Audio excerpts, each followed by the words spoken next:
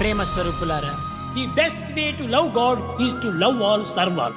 మనం అందరినీ ప్రేమించాలి, అందరినీ సేవించాలి. మనం సేవించడం కోసమని పుట్టాము. ఈ సర్వీసులో మనం ప్రయాణమైనప్పుడే మానవత్వం అనేటువంటిది సార్థకమవుతుంది. Love,